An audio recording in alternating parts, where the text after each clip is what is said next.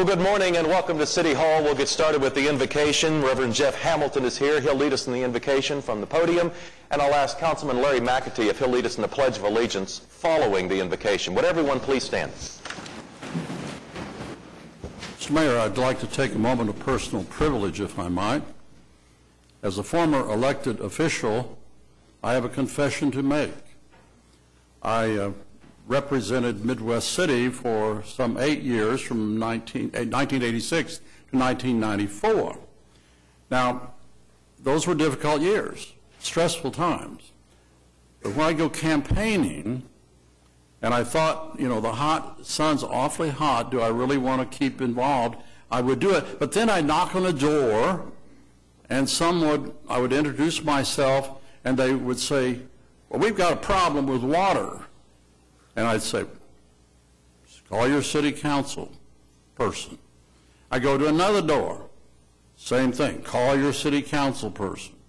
To another door. Finally, I decided that as hard as it is in the legislature, it must be harder in the city council, because the city council people are right there, streets, sewer, etc.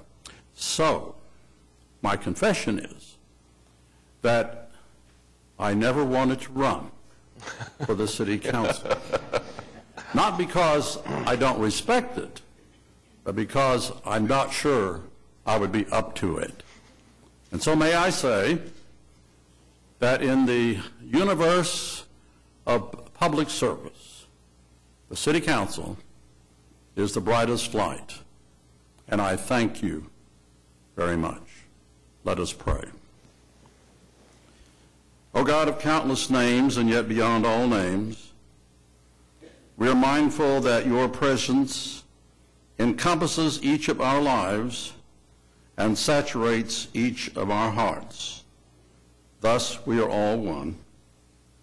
May that recognition of equality give us a due sense of humility and respect before each other.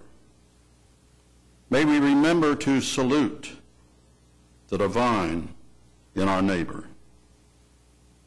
We admit, O God, that in the political arena we sometimes forget what matters, even though what matters is what politics is all about. So reawaken us each time that we meet to your call to advance peace and justice in our city, in our state, in our nation, and in our world. Thus, may we ever seek to do well for people. Amen. Amen. Salute the flag. I pledge allegiance to the flag of the United States of America and to the republic for which it stands, one nation under God, indivisible, with liberty and justice for all.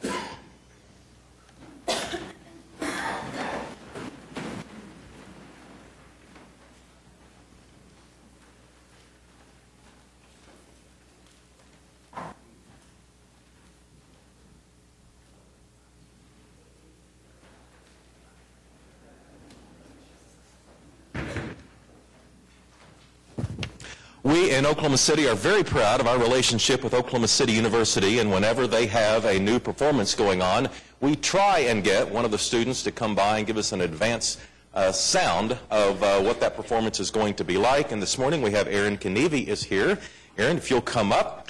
The opera is this week or the following week? Yep, this week, the 18th through the 20th. Okay. And Erin is a soprano from Eau Claire, Wisconsin. She's a graduate student at OCU. And you want to tell us a little bit about the performance? Sure. Okay. Well, the story of Elixir of Love is basically a poor peasant named Nemorino is in love with the wealthy farm owner Adina. However, she does not reciprocate his feelings. And when the sergeant Belcore enters and also admits his love for Adina, she treats him in the same fashion and tells him that she's not the one that she would like to end up with. Dr. Dolkamara, who is a traveling salesman, then appears and begins selling potions and elixirs to everyone in the village. And Nemorino, who wants more than anything to get Adina's love, decides to buy a potion, an elixir of love, and is so sure that it will work that he begins to sort of ignore Adina. Of course, Adina does not like this, and in order to get revenge on him, decides to agree to marrying Balcore. Well, Nemorino realizes that this is a problem, obviously, and decides that he needs to buy more elixir so that it will work faster. And unfortunately, he does not have money, so he enlists an army to get money. And at this point, Adina realizes that he is willing to do anything for her and that he is the one that she would like to end up with. So they end up marrying at the end, and everyone except Balcore lives happily ever after. What number are we going to hear from? Today I will be singing Adina's first aria, in which she is telling the story of Tristan and Isolde and the love potion.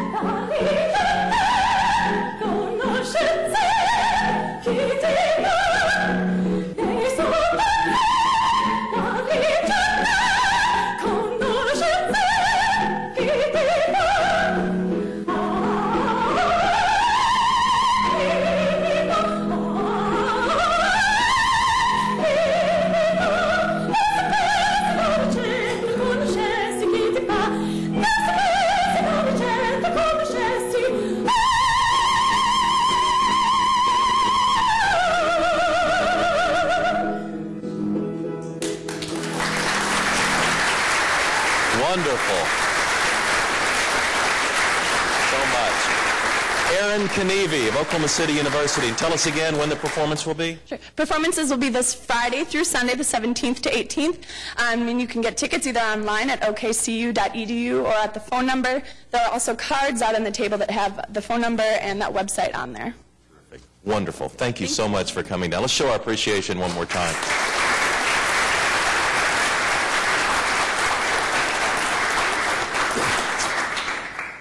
And you may not know it, but this is Oklahoma Heritage Week, and Louise Painter and Jenny Campbell are here. Louise, you want to come on up? We have a proclamation. I'll ask the clerk to read it as we get settled. Whereas the signing of the statehood proclamation on November 16, 1907 was the most significant action in the history of the state of Oklahoma. And whereas the week of November 13 through 19 has been declared Oklahoma Heritage Week in the state of Oklahoma. And whereas all Oklahomans should pause during this time and reflect on our Oklahoma heritage as well as our national heritage. Oklahoma City has the obligation and privilege to play an important role in the observance of this great week.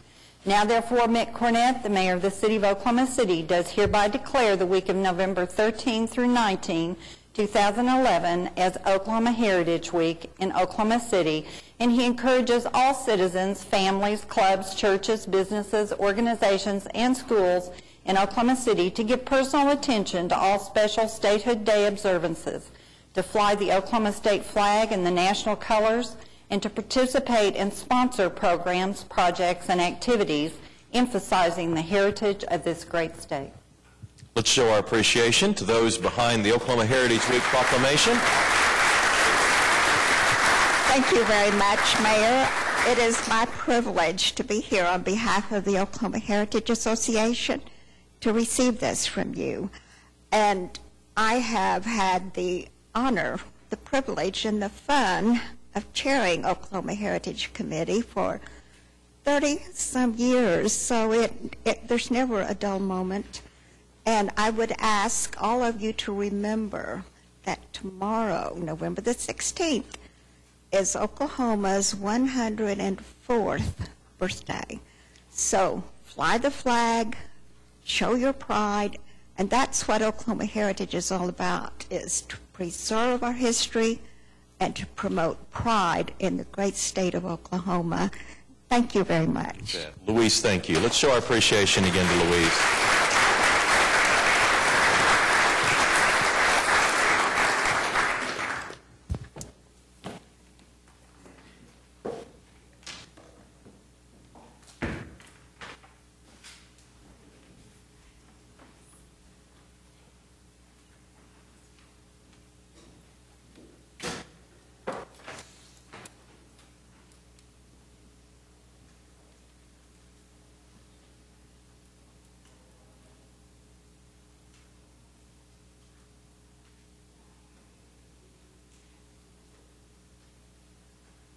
We'll call the meeting to order. We're on item 3A. First item is the appointment of Lillian Perryman and Joe Hodges to the IMSA Board of Trustees. Any comments or questions on the appointment? All right, cast your votes. Passes unanimously. Moves us on to item 4. It's the Journal of Council Proceedings. Item 4A is to receive the Journal of Council Proceedings for November 8th.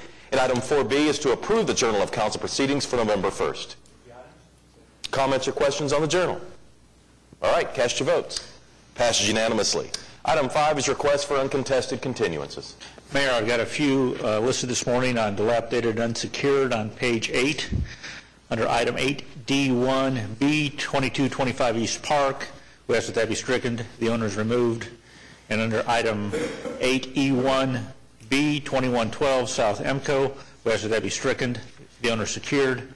Item F, 3604 North Terry, we ask that be stricken. The owner has secured. Item J, 3119 Southwest 20th. We ask that be stricken. The owner has secured. Item L, 1216 Southwest 34th. We ask that be stricken. That is now occupied. Item M, 1524 Southwest 34th. We ask that be stricken. We'll rework that for additional violations.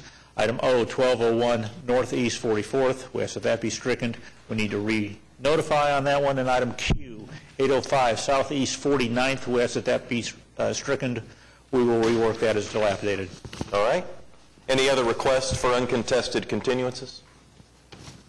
Then we'll recess the council meeting, convene as the Oklahoma City Municipal Facilities Authority. There are 4 items.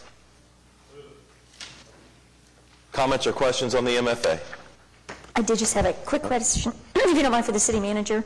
Have we had an unusual number of catastrophic claims that caused the rate to go up by as much as it has? I think the answer is yes. Let me get Colin or Diana to come in and answer that for you. I can do that. Okay, we'll get back to you on that. Yep, thank you. Any other comments or questions on the MFA? You okay to vote, Meg? All right. Do we have a motion? Cast your votes. Passed unanimously. We'll adjourn the OC MFA, convene as the Oklahoma City Public Property Authority. There is 1 item. Second. Comments or questions on the PPA? Colin's here to answer Meg's question when we get to Colin, come on up.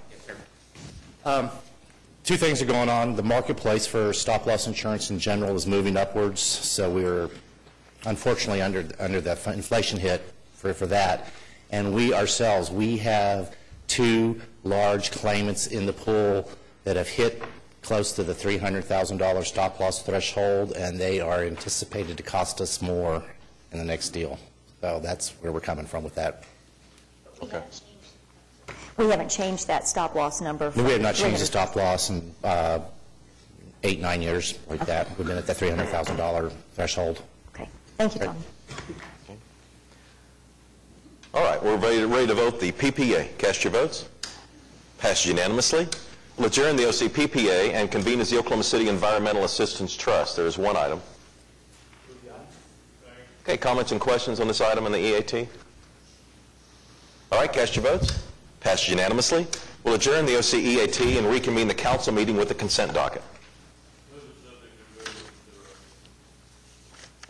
How about a second? All right, we have a motion and a second. Looks like there's about 20 items on the consent docket. Any individual considerations? Yeah, Pat. Well, I had these marked and they disappeared.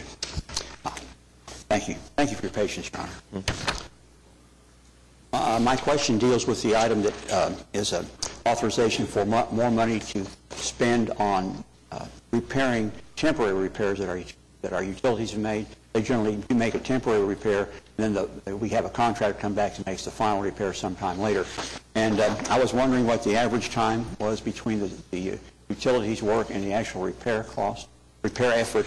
And then the second thing is, do we have a rough idea of how long it's taking to accomplish that work? And then secondly, do we have a target in mind to work towards?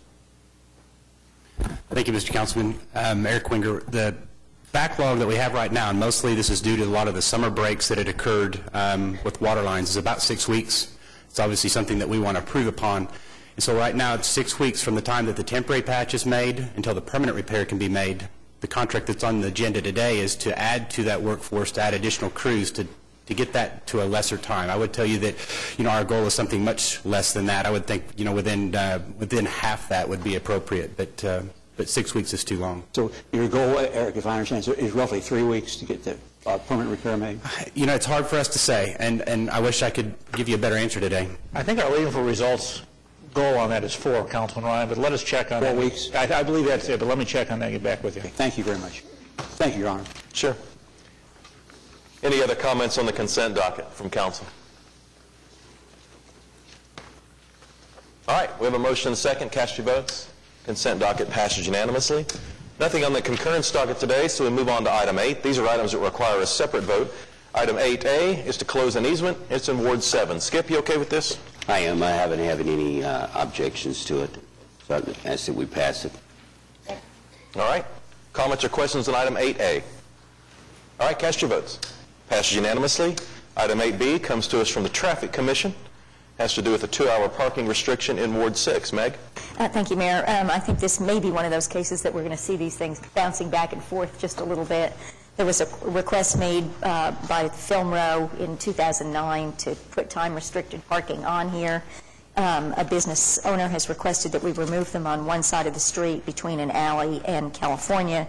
It did pass the Traffic Commission, but there were 2 dissenting votes. So I wouldn't be totally surprised if this doesn't come back, but Is there anybody here today signed up to speak on this? Anybody in the audience?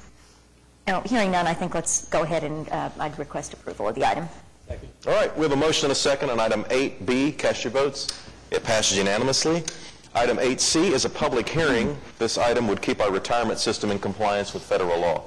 And since we've introduced this last time, we've got a change that needs to be made, and Wiley Williams is up here. It was through the retirement board yesterday, and this general ordinance is to bring us into compliance with federal IRS regulations. And Wiley, tell us about the amendment. I believe the city clerk passed out to you a page, should be highlighted with yellow, showing that at the next meeting we'll be asking you to amend this ordinance to add a clause that the tax attorney found that she wanted to add after we had already published it to you. But it will be adding the right to include Roth IRAs as where you could transfer your money to and or roll over your money. It's to the benefit of the employees. It's just they wanted to add it. So just wanted to make you aware while we're at the public meeting that will be added at next meeting. Okay. Thanks, Wiley. Any other comments or questions on item 8C? All right. We do need a motion to move this one forward. Second. All right. Cast your votes. Passes unanimously. Puts us to item 8D, which is a public hearing regarding dilapidated structures. Is there anyone here wishing to speak under any item listed under 8D, under dilapidated structures?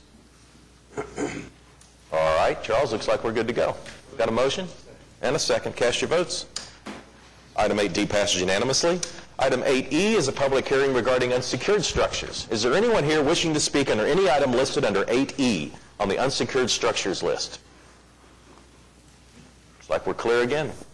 Second. Cast your votes on 8E. It passes unanimously.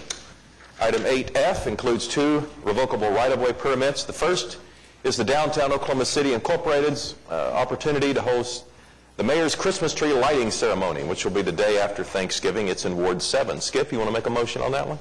Move it. Second. All right, comments or questions on either of these revocable permits? All right, cast your votes on item 8F1.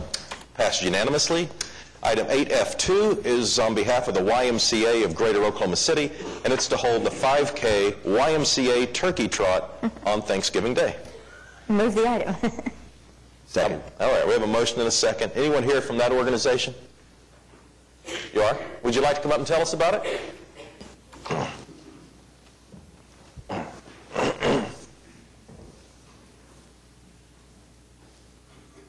Good morning, Mayor. Good morning. You want to pull that microphone up? It's pretty picky. And if you'll give us your name and address for the record, please. Good morning, Mayor. My name is John Osland, 2300 Brookside Avenue in Edmond, Oklahoma.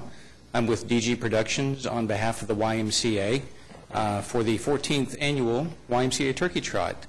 A little bit different course this year due to the construction. We're going to go to the east over to Lincoln Avenue and up toward the Capitol and back. Should take about 3 or 4 hours on Thanksgiving morning. We invite all of you guys to come out and run with us. We appreciate you giving us 3 or 4 hours to run 5K. That's very generous. Absolutely. Yeah, that's right. It's before dinner, though, I think. Well, thanks very much. We appreciate you putting that on from behalf of the community. I know giving up part of your Thanksgiving may not be your first instinct, but we very much appreciate it. It's an Oklahoma City tradition. We appreciate it. Thank you. Thanks. All right, we have a motion and a second. We're voting on item 8F2. Cast your votes. Passed unanimously. Item 8G is a legal issue, and I understand we do not need executive session on this item? Do not. All right, how about a motion then on 8G? Cast your votes. Passed unanimously. Item 8H is claims recommended for denial. Is there anyone here wishing to speak under any item listed under 8H? All right, how about a motion? Cast your votes. Passes unanimously. That moves us on to item 9. These are items from council. And we start with an item from Councilman Shadid. We have a number of people that have signed up on this item. Councilman, do you want to speak any on behalf of your resolution? I do. We touched on some issues 3 weeks ago, but just to cover some new ground and some old. I wish that that this was cutting edge or something that had not been done, but in actuality, we would be doing today what has been done in the large majority of the country, more than 170 municipalities, more than 130 counties across the country have put this policy in place, more than 330 large businesses. They're not doing so counting the number of discrimination cases they had in the previous years with nothing in place. They're looking at studies such as that at the UCLA College of Law, which indicate that cases of discrimination based on sexual orientation are just a little bit less than race and gender, and therefore all these municipalities, educational institutions, are deciding to put these words in place. Almost all educational institutions in Oklahoma, including Oklahoma City Public Schools, OSU, OCU, OCCC, OU, have all added these words to their employment policies. I am a businessman. I like the idea of running government like a business. When I look at the largest employers in Oklahoma City, I notice that they have all added this language to their anti-discrimination policies. Chesapeake, under Aubrey McClendon, has added these words. Devon, under Larry Nichols, has added these words. Love's Travel Stops, American Fidelity Insurance, OG&E, and on and on. And they do so because it improves performance and productivity at work, and the general well-being of the employees at work. This was run by the Municipal Counselor's Office and the Personnel Office prior to the vote 3 weeks ago. There was no opposition voiced. Well, let me back up and say, another problem is, as Oklahoma City finds itself increasingly in an outlier status and not modifying these words, it's not just that we're becoming an increasing minority and not adjusting this, it's that there is a history of decisions made at the council. In 1996, we disbanded the Human Rights Commission, and we did so based on not wanting sexual orientation cases coming before the Human Rights Commission. So there's a history there, and there's resentment, and there's pain there. Last week in the Gazette, I didn't know this was coming, and I haven't talked to them, but I'm assuming when they put this all in black and white and they put the flag in color, this is a reference to the pain of 10 years ago when the council voted that we couldn't put these kind of flagpoles up, that there would be damage to society. This kind of pain is out there, and when you combine that with being an outlier status on our anti-discrimination policy, it's a problem. And so by adding this, we affirm this segment of our population, and we go a long way towards healing. Personnel department did not voice opposition. Municipal councilors, they did not voice opposition. The conflict was about procedure. Many people wanted to do it quietly. They wanted to just adopt this and not have this hearing today, not have the hearing 3 weeks ago. I don't think that you can do that quietly, and I agree 110% with the Oklahoman's editorial board, which expressed that that's the worst of both worlds. If you do it quietly, like Oklahoma County did about 6 years ago, people find out about it later, and those who are opposed to it resent it. And those who are for it, it reinforces the shame. Shame is the most damaging, maybe next to fear, the most damaging emotion, especially combined with sexual behavior. When you try and do it quietly, you say, well, we don't want to talk about this, you're just reinforcing the shame for this segment of the population, and you don't get the healing that I think is necessary and that this resolution brings. We need maximum public participation. The real benefit may not be the discrimination cases that come up in the next 10 years, but just the discussion that we've had over the last few weeks. 9 out of 10 Americans mistakenly believe that there are protections in place for this segment of the population, but the reality is there's not. You can be fired based on your sexual orientation today. And that's why so many municipalities have taken upon themselves to change these policies. We have been flooded with emails of late in protests. Almost all of those protests cite scripture, cite religious expression of the First Amendment rights, that this is a violation of Christian principles, and that Oklahoma City should base its policy based on Christian principles. And I just want to address that for a second because there's been so many emails. As a city, the problem is there is no consensus among Christians. Jesus doesn't make it easier because he doesn't mention homosexuality at all in the New Testament. He mentions adultery, which was a capital crime in the Old Testament. He mentions covetousness. He mentions fornication, which is sexual relations outside of marriage. But he doesn't mention homosexuality. Paul in the Epistle to the Romans mentions it, which is widely assumed to be, is what is widely cited, but realize that it depends on very complex, subjective translations of language. And that language that Paul is using could easily be a reference to prostitution as opposed to homosexuality. The problem is it is highly subjective, and a city can't base policy on it. If you do, you're going to get into other translation problems. They would have us contemplate supporting slavery, for example. I would propose that we let the city be the employer and let God be the judge. Let God sort this out later, and let us act objectively based on somebody's job performance, and that's it. If I believe that this is by choice, that this behavior is by choice, even though I don't remember ever sitting down, weighing the pros and cons, and making a choice to be heterosexual, I need to just let that lie and judge someone on their job performance. If I believe it's unnatural, even though this behavior has been observed in more than 1,500 species of animals, basically every single species of animal, we've taken the time to look at it, I need to let that go and let God sort it out.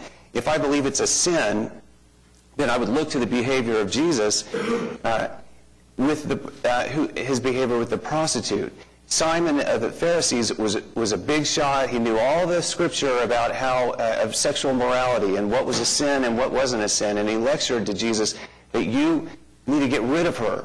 She is sinful. And Jesus said, you're missing the point. You didn't bring me water to wash my feet, as is the custom. She's humble. She is washing my feet with her tears and her hair. She stays, and I'm not going to discriminate against her. I have one final ulterior motive. It's esoteric, but it is the most important reason that I'm here. I see in the future an increased competition for resources, increased capital in the hands of very few people. And let me just diverge for a second and say, Jesus didn't talk about homosexuality. He certainly talked about poverty and the needs of people a great amount. And so as the social services budget comes before the council, I would hope that I would see 5% as many emails as I've seen on this. I would hope that I would see the outpouring of maximum public participation, because that clearly was important to Jesus. Increased capital in the hands of fewer people. There will be, I believe, a continued erosion of our democracy, which the Citizens United case is accelerating. What I think is of very high risk is that we will give away our rights and our liberties. And it won't come at the edge of a gun. Looking at history, the most likely scenario is that we give them away voluntarily. There is no better example of how this process plays out than Nazi Germany, where the people gave away their democracy and the rights for a fascist dictatorship. And in retrospect, we know the horrors of the concentration camp, we know and war, we know everything that happened, but it's important to realize how it started. Hitler delegitimized one segment of the population, and once he talked about the homosexual agenda and that it's immoral and that it's unnatural, and once he was able to legitimize or delegitimizing a segment of the population, then all the dominoes fell. Then he was able to, in relation to fear and external acts like our 9/11, go after the communists and the gypsies and the Jews. But it started with the homosexuals. In the 1920s, there was a thriving homosexual community in Germany, including the most powerful politicians. Some of the politicians that brought Hitler to power were homosexual. In 1933, with the consolidation of power, Hitler and the Nazis banned all homosexual organizations.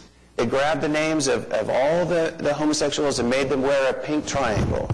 They raided the Institute for Sexual Sciences, which was an advanced academic center. They took 20,000 academic books, put them in a stack, and had a bonfire outside the institute. The courts began to order the surgical castration of hundreds of homosexual men. 100,000 gay Germans were arrested and shipped, and thousands were shipped to concentration camps for eventual execution. The point is that if you want to prevent such a scenario, you look to society and you go out of your way to protect the most vulnerable, those that are the most likely to be discriminated against, because if there are problems in the future with great fear and with great external threats, that's the door that the demagogues walk through. And you put every sandbag, every blockade, everything you can in front of that door to shut that door. You go out of your way to protect the rights of homosexuals, not just because they deserve it, but because they represent the domino which cannot be allowed to fall. Thank you.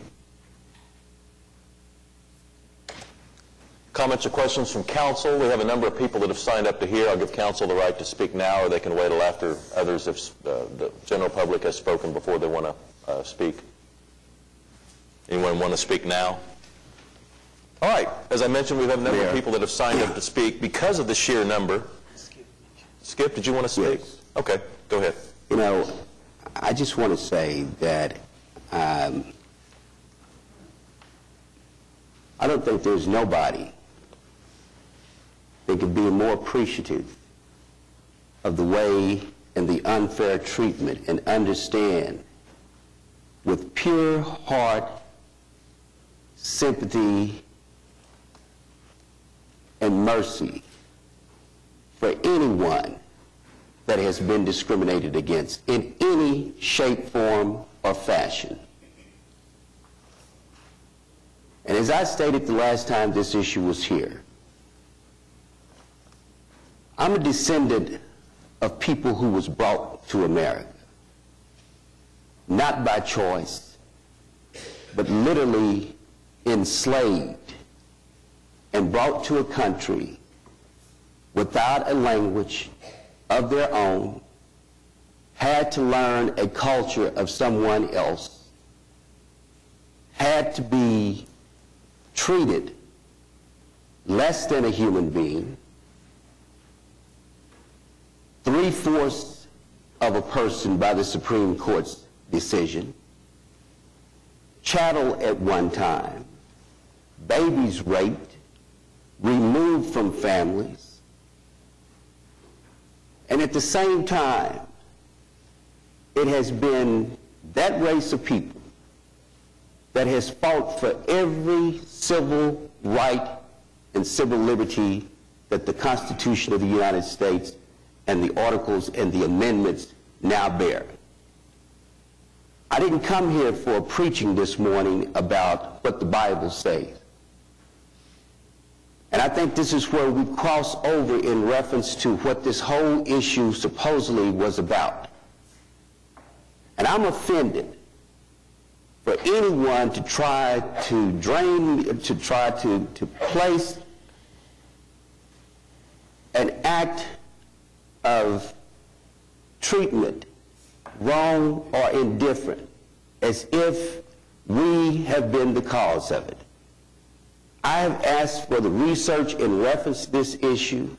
The city of Oklahoma City, under the last words that I heard from Dr. Shadid, is basically that the city of Oklahoma City has been evil, that it has been wrong, that it has treated a population of people in an indifferent way, and that it is something that needs to be changed. And that's not true. I mean, and if you say that this issue was vented prior to being addressed here, I beg to differ. Unless somebody has given me some misinformation in reference to what staff was asked to do and the report that they gave, I did not get this report until after this matter was announced from the City Council. And as I read the report, and based on the United States Supreme Court case and other cases, and the Price Waterhouse versus Hopkins, there is absolutely nothing in law that the city of Oklahoma City is doing that violates anybody's constitutional right, their choice of life, their way of living, that has been stated in any degree in this report. Now, unless counsel or unless legal is holding something back, I'm going to take what they have provided to me to be 100% accurate and the truth, and I myself has validated the issue in reference to some of the cases that has been cited. So this whole issue, if it's about the treatment of people, then let's be straight about where is the numbers and who has been mistreated and what happened with it. What was the end result? And that we don't have, you know? And to tell me about what has happened in 130 cities throughout the United States and 130 cities and municipalities and counties, that doesn't make Oklahoma City do the same thing. What are they doing in Portland, Oregon with the people who were occupied? What are they doing in the other major cities where they said, we're going to evict you? Well, what does the city of Oklahoma City do in reference to the people who are occupied? You haven't seen the mean streak and the force of the law enforcement to remove those individuals. So to compare us to what happens in one city and what happens in another city, I think is grossly unfair. Because we don't know the background, we don't know the circumstances, we don't know what they already had in their policy and what they didn't already have in their policy. As far as we know, we don't even know whether or not they had a policy to address any issues of Title VII. I don't know that. And I think this whole issue of misleading people is just unfair. I think if you want to say what you want to say is your freedom. But don't twist the facts and don't twist the history. Because you don't know nothing about slavery. And I don't think you have read Before the Mayflower as it relates to what really happened in America. And I just think that, you know, when you look at what the law is that's already stated, we are doing exactly what we are supposed to do under the law.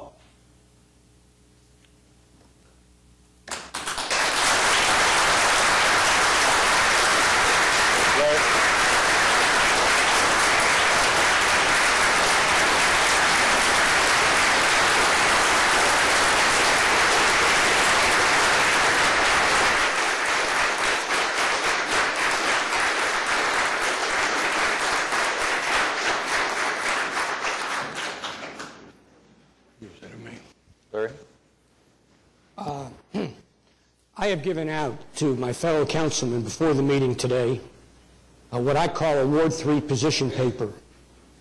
And I'd like to take the privilege of reading that. I don't intend to get into a debate with people over it. This is what I feel the Ward 3 position is on this particular issue. So I hope you'll bear with me. This issue elicits strong passions on both sides. People view the two words sexual orientation from a number of different perspectives. After my personal research, I think that there are 7 questions that merit an answer to reach a decision as how one will vote. First question, what is the current legal status of granting sexual orientation a protected class? Sexual orientation is not a protected class under federal law and Oklahoma state law. It is not a part of the classes listed under the Title VII of the Civil Rights Act of 1964.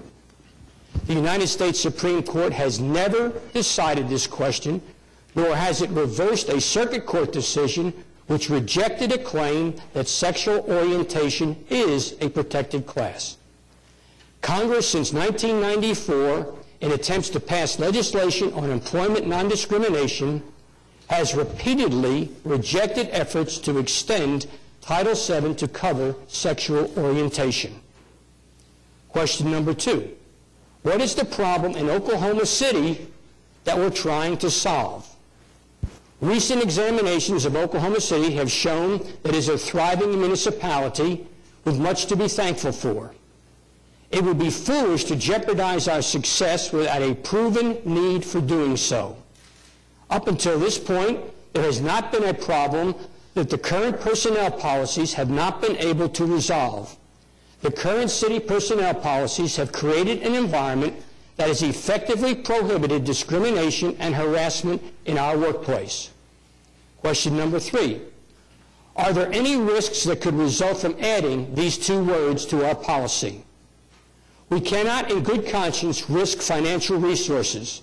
Changing our policy may open the city up to unnecessary legal liability. Under this wording, if an individual denied employment with the city due to a lack of qualifications, he or she would have the opportunity to claim discrimination based on sexual orientation. That is not to say any discrimination actually occurred, but the burden of proof would rest with the city. If the city were unable to prove that sexual orientation was not the reason employment was denied, the city would incur financial penalties. This same risk could also be possible in terminating an employee. How could we possibly obtain and provide such evidence since the question of sexual orientation cannot even be broached by the city in an employment interview? In a time of national economic uncertainty, this council has been tasked with the responsibility of protecting taxpayers' money and managing it wisely. It would be unwise to risk the resources we have been entrusted with to protect a need that does not exist at this time. There may come a day when this issue needs to be addressed in Oklahoma City, but it is not today. Number 4, what is the current condition of Oklahoma City? The citizen survey just completed indicates that 76% of our citizens believe Oklahoma City is moving in the right direction. Outside entities have recognized Oklahoma City for excellence in a number of different rankings. And in fact, the paper this morning just mentioned that Oklahoma City has been judged as one of the best places for military people to retire to. Our current policies have had a positive impact on these achievements. Number 5, what are the desires of the constituents of Ward 3? Since these words were proposed, I have had the opportunity to talk with and hear from a number of constituents. While this is not a statistically accurate survey, the overwhelming response was to not add these words. The responses have come from throughout the ward and have included neighborhood leaders, business people, and residents. On the other hand, many of the responses in favor of adding sexual orientation came from people outside Oklahoma City and even the state of Oklahoma. To me, this raises a question in my mind as to whether these people are really concerned about our employees or are they interested in promoting a cause. It is possible that they are more interested in making a small percentage of the population into a protected class in spite of the desires of the majority of Oklahoma Cityans. Number 6, will these words help build a better community? The home is the foundation of any community. I posed this question to the leadership of the ACLU. As an aside, it was a very collegial meeting. I see one of the gentlemen here who was with us at that meeting. They answered this question. Their response did not give me any assurance of a positive outcome. In other words, that these words would help build a better community and the home. Number 7 then comes down to this. What is the best decision for your ward and our city? In my research in answering the 6 above questions, I found no compelling reason that these 2 words will be beneficial. Therefore, with a clear conscience before God and man, my decision in representing Ward 3 is going to be to vote no on this resolution. Thank you, Your Honor. Thank you, Larry. Any other comments from council before we hear from the general public? Mayor. Yes.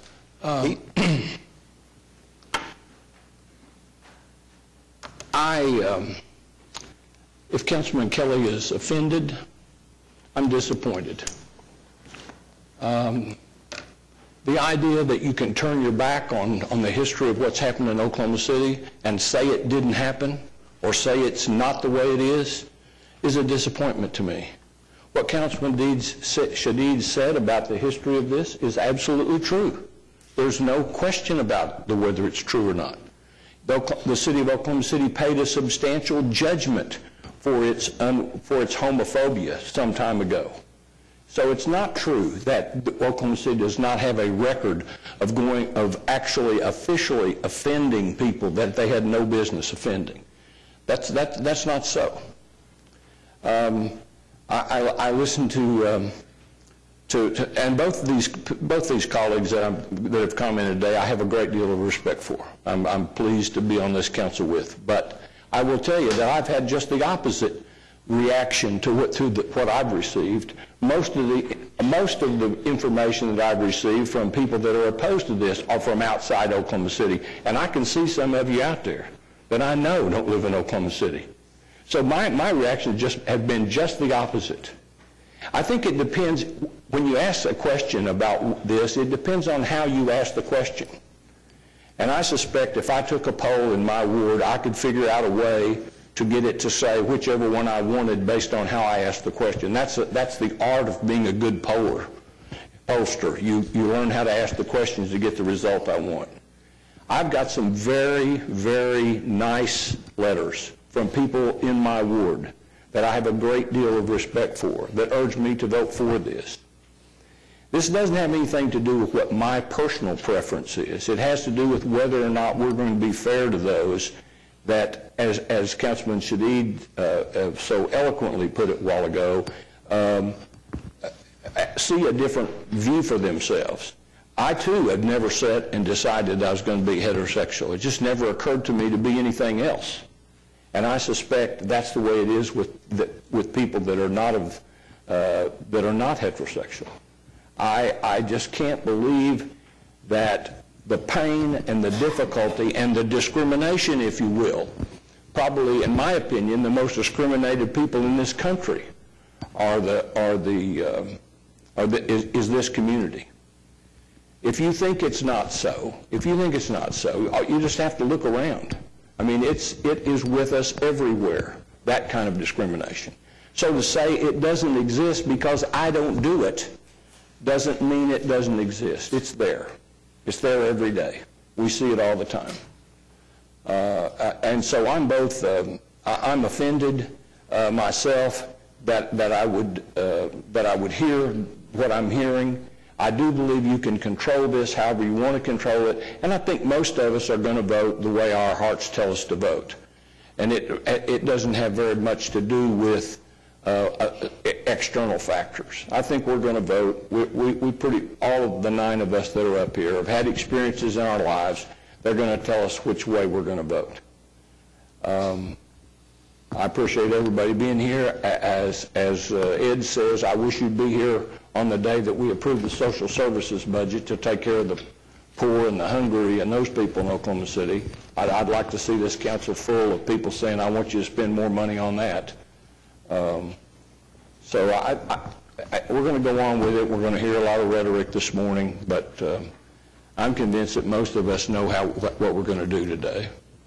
And I do appreciate y'all being here because I do think this is an important part of democracy. This is how democracy works, is everybody gets to stand up and talk. And at the end of the day, somebody pulls the switch and we go to the next issue. So I'm glad the room's full today. Okay. Anyone else wish to speak? Yeah. Skip? I have a question to staff. If the recommendation in reference to sexual orientation, could someone tell me what is the difference between if you had sexual orientation and parentheses to where we already have race, color, religion, sex, national origin, handicap, and age? Would it be the same if you said at religion, in parentheses, atheist?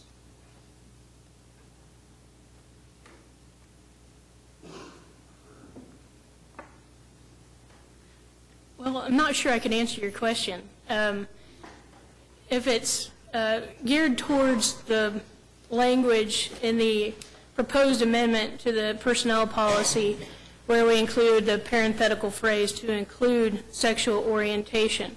Sexual orientation, the limited protection under federal law that exists right now for sexual orientation is, as you mentioned, covered under the Price Waterhouse case, which is a gender stereotype, failure to conform to gender norms. That is the limited protection under federal law. As far as adding a parenthetical phrase after religion for atheist, I think an argument can be made that that's another form of religion or the absence of religion. So it would just be a subcategory of religion. So in reality, you could take basically all the rights we have, and someone could develop and come up with a concept or a labeling that could be added to these protected rights that we already have. Is that correct? Well, I'm not sure I'm understanding your question. Well, I think my point is that since everybody has gotten off on this issue of discrimination, that under the protected rights that we presently have, is there any way that an individual, whether or not they're homosexual, bisexual, transgender, in any shape and form or fashion, with a complaint that is not already protected under the present law that the city of Oklahoma City has? Would they have a cause of action? Is that what you're asking? Or? Yes, I mean, under the present law that we have, would those individuals with any complaint be protected under the law and the ordinance that the city of Oklahoma City presently have? The policies that the city has currently protects anyone of any sexual preference, of any race, of any religion, of any of those protected classes, or anything outside of those protected classes from harassment or bullying or discrimination. Our current policies protect our current employees against that. And so being specific, that means that if an individual is homosexual, an individual is bisexual, an individual is transgender, or whatever the individual identifies him or herself to be, those protections are there under the city of Oklahoma City's personnel policy. Is that right? Absolutely. Okay. And have any of those cases, have that policy been tested at any time in a complaint form or in a court decision? Well, that's kind of a broad question. As far as the sexual orientation goes, the personnel department has reported that we've had 2 complaints of discrimination or harassment. One of those was not substantiated, and one of those was, and it was addressed under the personnel policies. As far as cause of actions in court, we've had lawsuits alleging sexual harassment. We've had lawsuits alleging race discrimination. We've had one lawsuit that was brought by a transgendered individual alleging sexual harassment, not discrimination based on sexual orientation. Thank you. And that, to identify Paula, that's Paula Kelly of the Municipal Counselor's Office. Thank you, Ms. Kelly. Any other comments from council? All right, we have a number of people that have signed up to speak, and we want to hear from each of you. Because of the sheer number, though, we will have to limit the amount of time that each person can speak, and we're going to hold that limit to 3 minutes. So the process will be that the clerk will inform me, or in my absence, Vice Mayor Salyer, when the 3 minutes is up. We'll then ask the person speaking to, if they still need additional time, to sum up what they want to say very quickly in a sentence or 2, and then ask them to sit down so we can get to the next person. With that said, let me start calling people up. The first name I have is Paul Blair.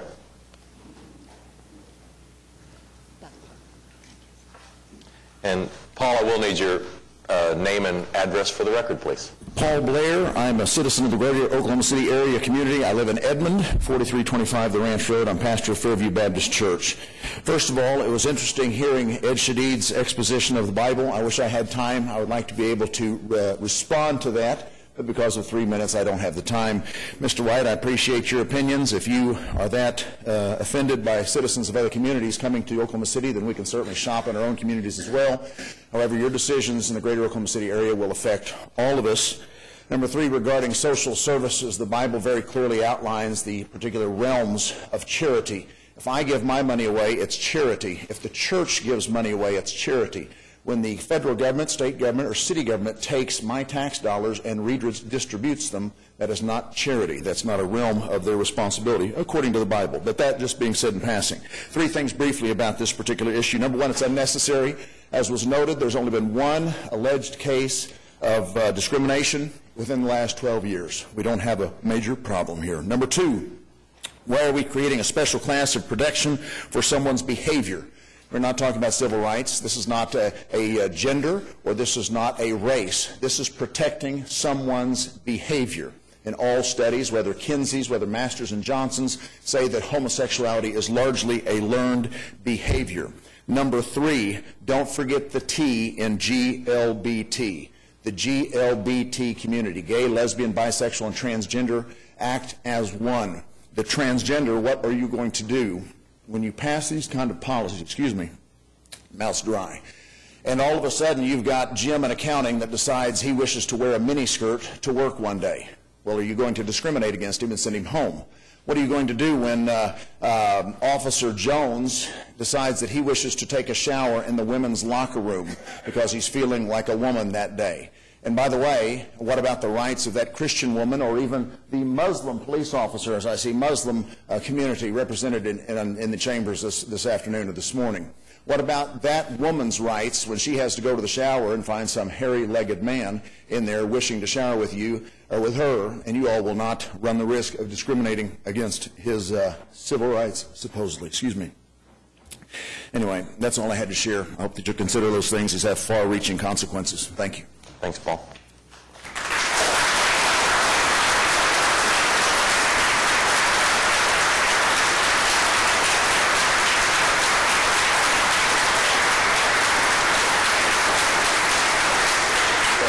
Next up is Mrs. Lobna Huidi from the Mercy School.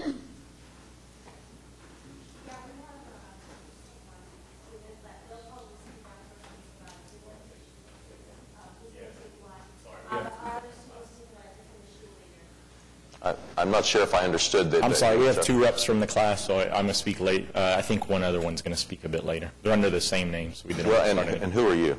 My name is Munir Awad. I live in Oklahoma City, Oklahoma. Do you need address? No, but I'm unclear why she isn't speaking when I called her up. Because we're all under, I just put us under the class of her class's name. She's Mrs. Lubna Huwaidi with her class on a field trip. Okay, and is she going to speak? Another student is going to speak later. Has she signed up? Yes, yes. So you're speaking instead of her? No, I'm speaking as a representative for Ms. Lubna Huwaidi's class. So you're speaking for her at this point? For the class, yes, sir. Okay, go ahead. Thank you very much. First and foremost, the Muslim woman's reaction to a hairy-legged man in the shower is no different than any other woman's reaction to a hairy-legged man in the shower. I felt compelled to speak after hearing a few things, and just to keep it very short, I don't think you have to be a minority to have a monopoly over this topic.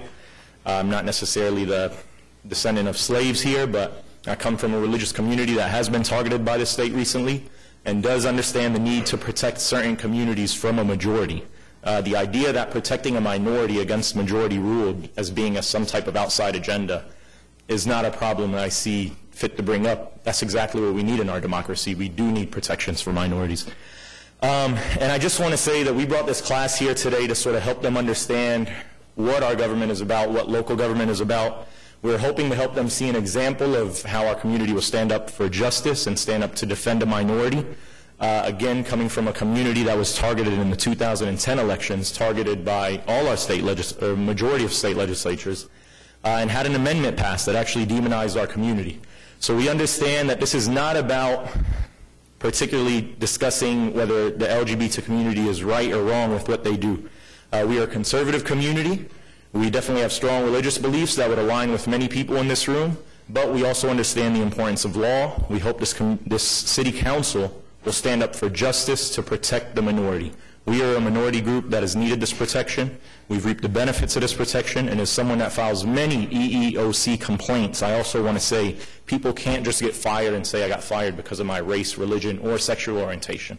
There is an investigation that goes on. The EEOC will not even take a complaint. They won't even file a right to sue letter if they don't feel that there was evidence of any type of discrimination. Thank you all. I hope these girls get a great experience from seeing what you all do today, and I just want you to know our community is watching and supporting the rights of those that are a minority and supporting this cause for the sake of humanity. Thank you.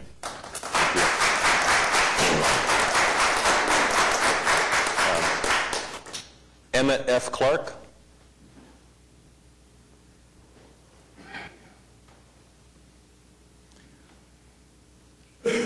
Yes, my name is Emmett F. Clark. I live at 5500 Indian Hill Road, Edmond, Oklahoma. I just want to address what Mr. Shadid said about all these corporations in Oklahoma firing people because of their sexual preference. I worked for a major corporation here in Oklahoma City, the Hertz Corporation, for 22 years, sir.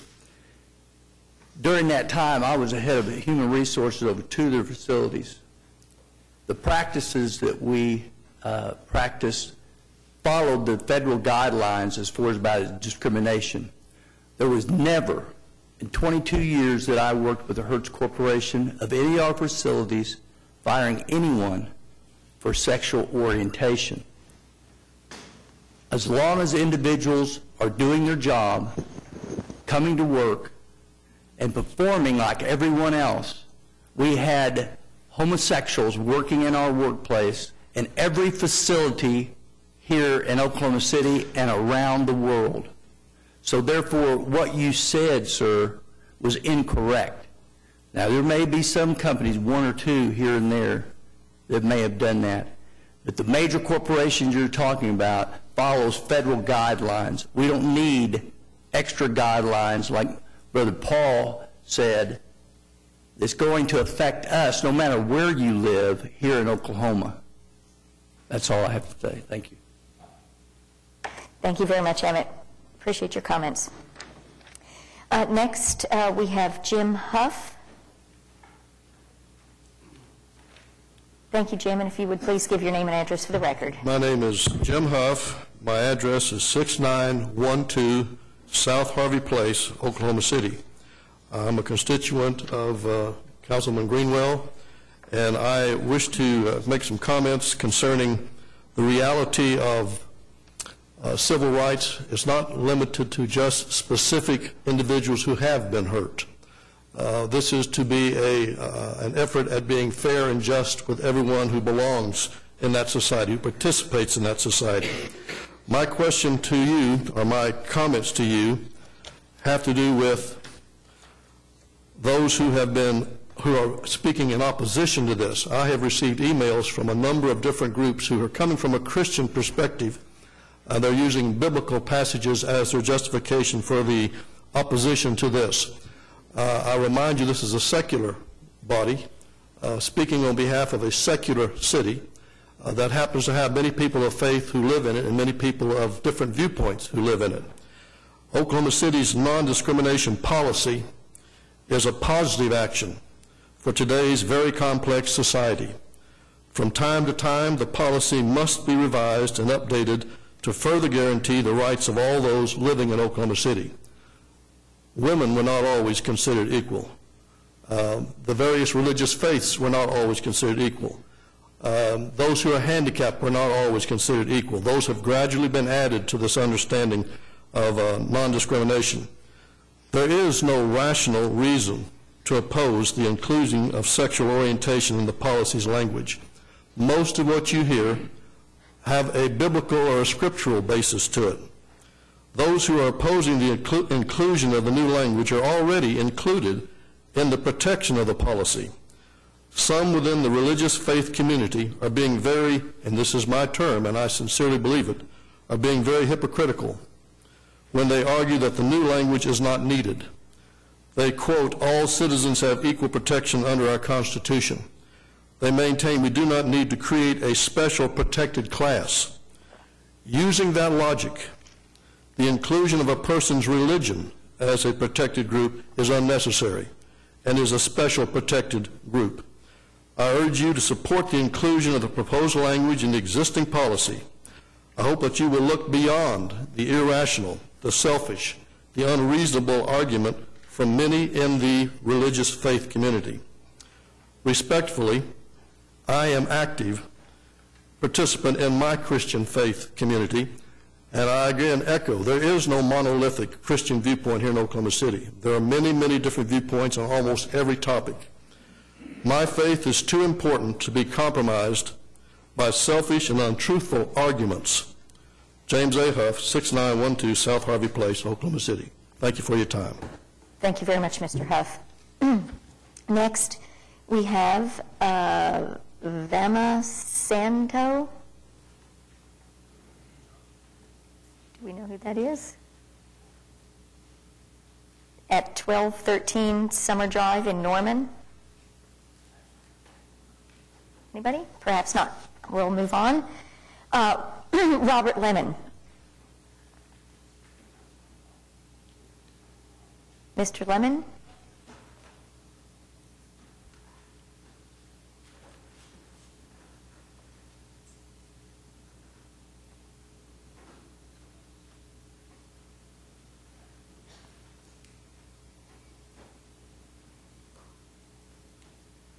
Good morning, sir. And once again, we'll need your name and address for the record. And if you would pull that microphone down towards you just a little bit. There you go. Thank you. Good morning. Good morning. Mr. Mayor, members of the council, my name is Robert Lemon. I live at 2705 Northwest 59th, where my wife, Mary Lou, now deceased, and I moved back in 2001. I first became acquainted with the fact that there were those who really looked down upon people of different sexual orientation, and that was back in 1977 when Mary Lou and I were attending a church convention in Kansas City. And that was where I first learned about such things as homosexuality and Stonewall Riot and gay, straight, LGBT, all the terms that now are some of them are very common. And we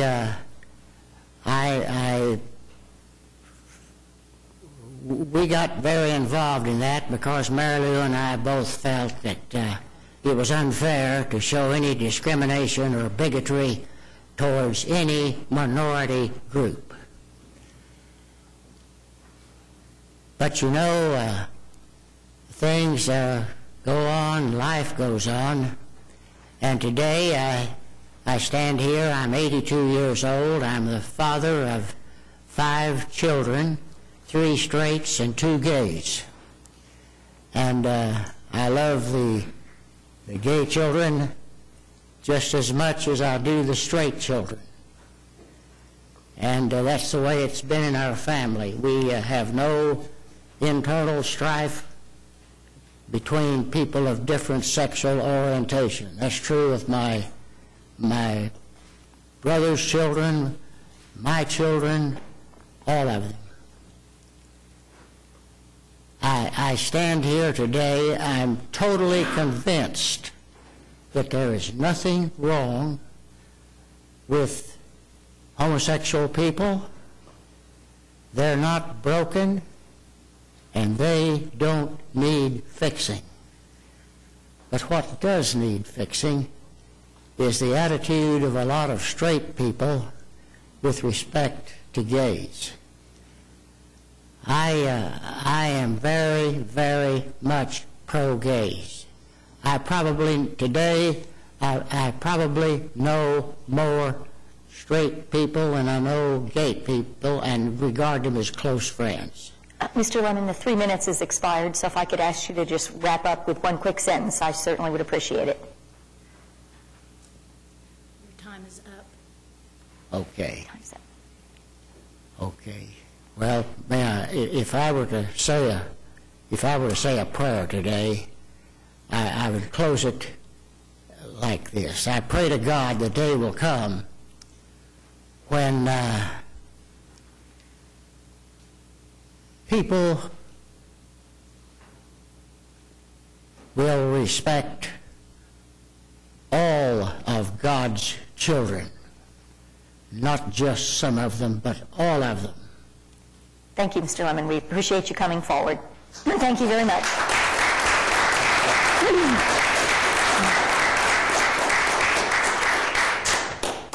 Okay, next to be heard, we have James Cooper.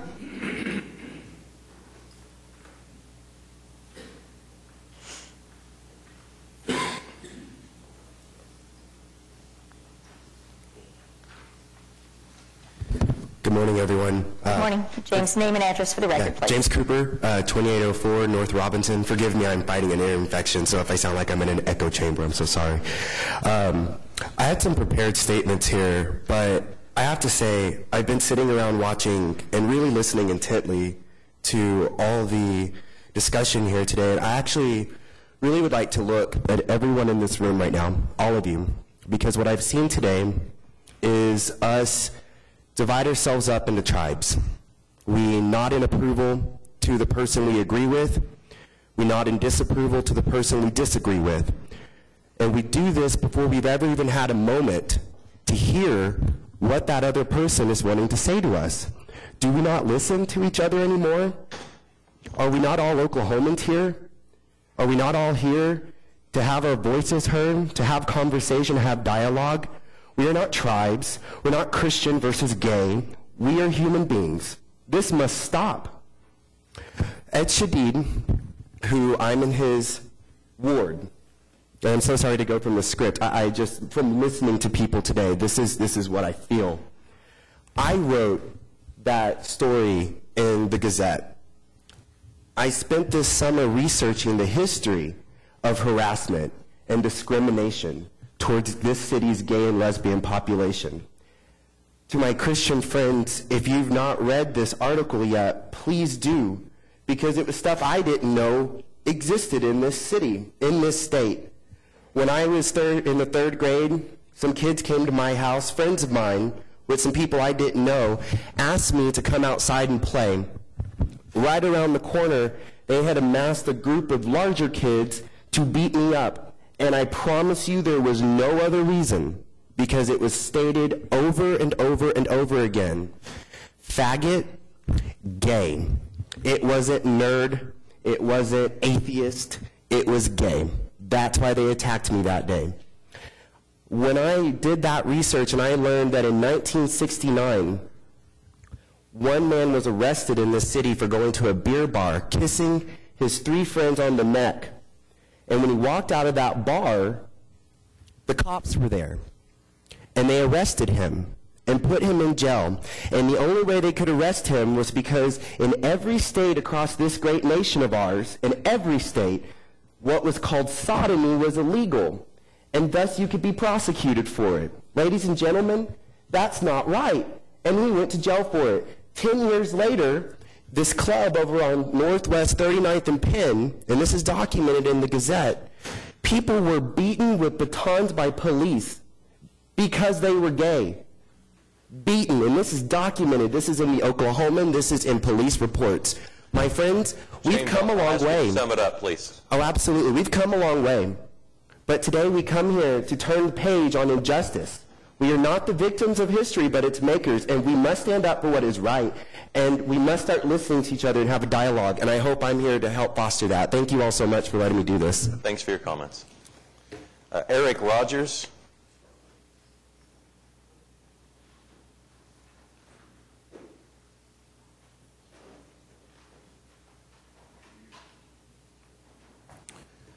My name's Eric Rogers, and I hail from Yukon, Oklahoma. My address is 3601 Mustang Creek Circle, and I'll just go straight from this so I can keep to the 3 minutes.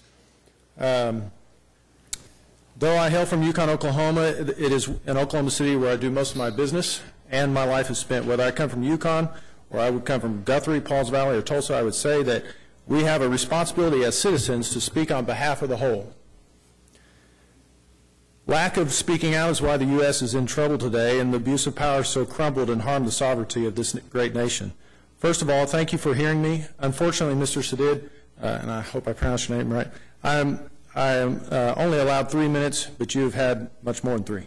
There's much to say, and I won't get theological because I believe outside of theology, this is bad law. It is also not limited to homosexuals, nor is it hate ideology, a lack of respect, or anything of that nature. But this proposed law could be then construed as to help those that would look to animism, polygamy, transvestite, or other, or even later, if you want to get crazy, convicts, molesters, liars, or any other behavioral choice. I realize that borders on hasty generalization, but in today's political climate, not far from foreseeable reality. Truthfully, my head was about to explode listening to what I consider highly slippery slope arguments, the result of which is unlimited bad law. As a citizen of the U.S., I humbly implore you as elected officials voted by persons much like myself of a state that is highly conservative and follows a path of intelligence and wisdom on most issues, elected officials and a general way of life, to vote against the resolution to amend city personnel policies and to protect individuals of any sexual orientation. Amending it would open all types of flawed law. Though good intentions, this law furthers the disunity of this nation. Protecting a minority has no limits. Again, very slippery slope. Reality, Title VII is bad law all around, but time does not allow. Our Constitution of the U.S. protects individuals for choices they make, even if that choice is different than mine, and even if I do not like that choice. That choice could also mean punishment later. But with this proposed amendment, I believe that the general conscience of all Oklahomans would be betrayed if voted in place. We need to hold to our convictions as Americans and not to the wind of political correctness. Choices in life do not need to be sanctioned by law. On behalf of many others like me that cannot be present today, have not heard the issue, or are quiet to speaking out on their beliefs, I implore you to vote no. Just because other companies, countries, counties, individuals, business owners, and etc. have imposed this law does not mean that we need to follow. Why can we not stand against rightness over political correctness? To stand for our children and show them that we understand that the fact of our Constitution protects individuals, that choices do not need to be protected under law. Whether orientation, race, gender, we are simply adding another area in which victims can be created. Unfortunately, we are in a quagmire in this nation due to creating laws that encourage victimization, even perceived victimization. Mr. McAfee is correct, absolutely correct. However, I do not believe that even if something comes up again in the future, Eric, it needs to be addressed. Up. This is one bad law and needs to be recognized as such. Again, I thank you for your time. Thank you.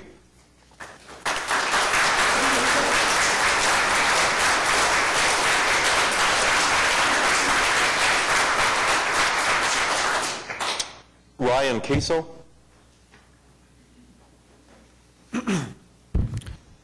Thank you, Mr. Mayor and honorable members of the council.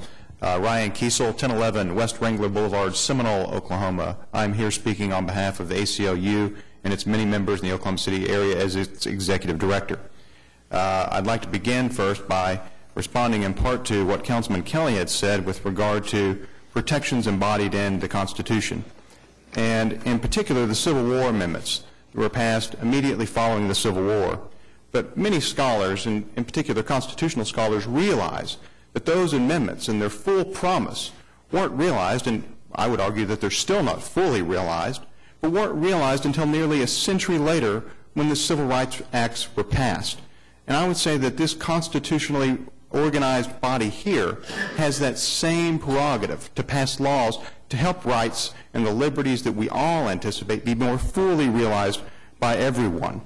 And I'd like to, if we could just jump up to 10,000 feet and look down at the arguments that are being put out against this, because I think Councilman Shadid did a terrific job of saying why we should pass this, why our corporate partners have this in their policies. But look at the arguments against this. And the argument against it is essentially this: please, City Council, don't take away the right of one city employee to discriminate against another city employee on a basis other than merit. That's what they're asking you to do. So we reject that proposition at the ACLU. We hope that you reject that proposition as well. There are concerns that there have been no reports of discrimination, and it's been learned through reporting and today that it's apparently the practice of the staff of the City Personnel Department to respond to reports of discrimination based upon sexual orientation. We applaud them for that. But without formal protections in place, the current practice could be dismissed without a vote by this council. Without formal protections in place, employees are left to wonder as to the consequences of coming forward. Would you rather that an employee endure the discrimination for fear of consequences of reporting it? This morning, this council can end that environment of fear and intimidation. And let us not lose focus of what this resolution does. It simply says that an employee of this great city cannot be hired, fired, retaliated against, or otherwise be the subject of discrimination because of whom they are. It offers a measure of protection that is currently missing for Oklahomans who are dedicated to this city. It is a resolution that prejudices no one except those who would be prejudicial. And we ask you to strongly support this resolution as we do. Thank you. Reverend Chris Moore.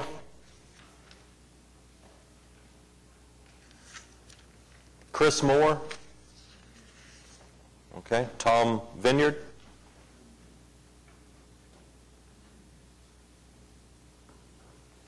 Thank you, Mr. Mayor. Tom, I will need you to give your name and address. I'm sorry. That's all right. Tom Vineyard, I pastor Windsor Hills Baptist Church in Ward 3. I live in Bethany. I own a home in Oklahoma City. With all due respect to Mr. White, when our nation was founded and the founders came out of Constitution Hall, an elderly lady there asked Benjamin Franklin what kind of a government they gave us. And they said a republic. He told her a republic. It was not a democracy. A republic is founded on principles. It's founded upon values. And with due respect to Mr. Shadid, although Jesus did not use the word homosexual, he did talk about Sodom 5 different times in the gospel. And I'd like to read one of those verses to you in Luke chapter 17 and verse 29.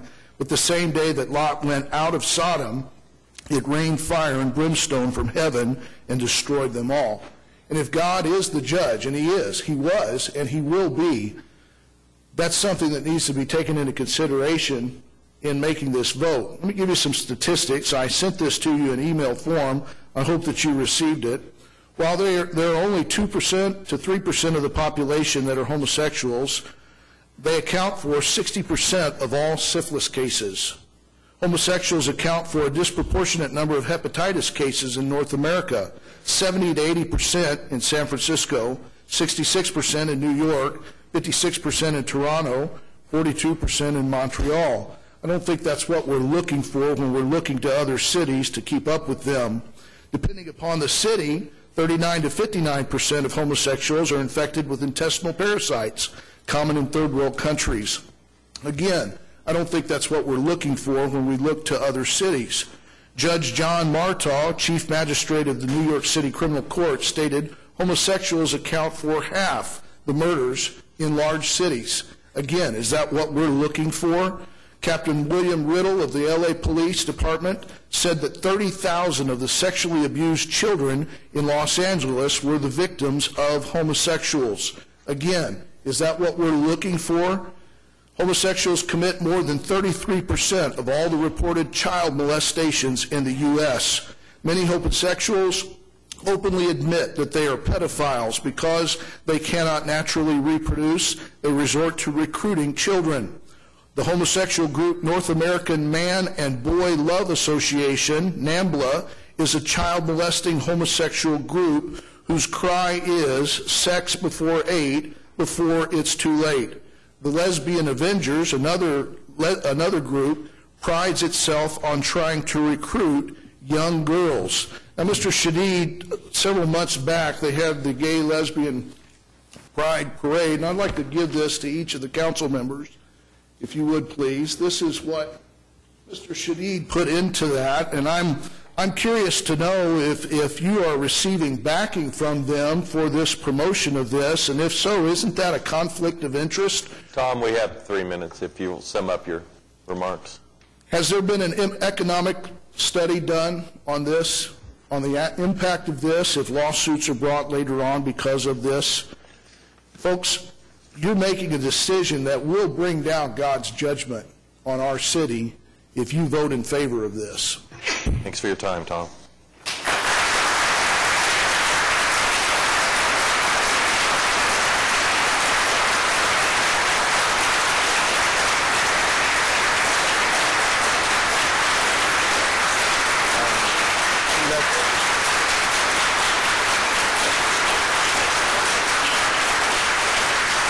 Nathaniel Batchelder.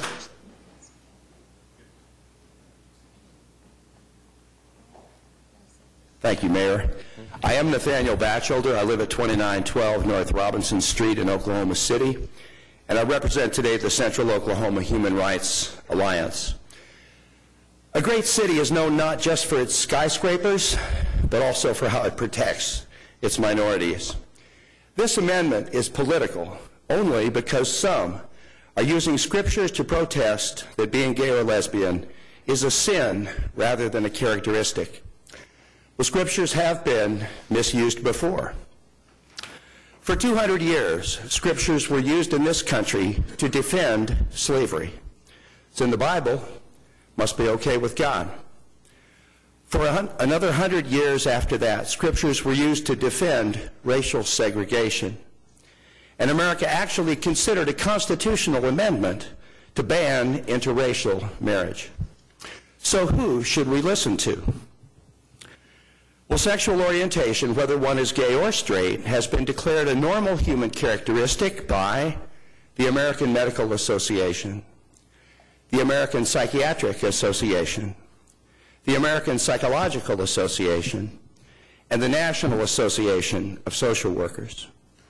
More people are convinced every day that this is a civil rights issue. Coretta Scott King, for example, did a news conference in 1993 at Dr. King's gravesite. She said, "Gays and lesbians have been with us since the beginning of our struggle for equal rights, and I'm not going to abandon them now in theirs." Oklahoma City's own Clara Luper testified for this very question in 2005 before the Oklahoma County Commissioners. She said, "We are asking you to break through the chains of tradition into this century and make sure that all people will have equal rights. Don't discriminate against God's children." Voters have committed millions of dollars for the MAPS 1, 2, and 3 projects to build Oklahoma City into a modern and attractive place where people and businesses will want to locate. So, will you now vote for Oklahoma City's future or Oklahoma City's past?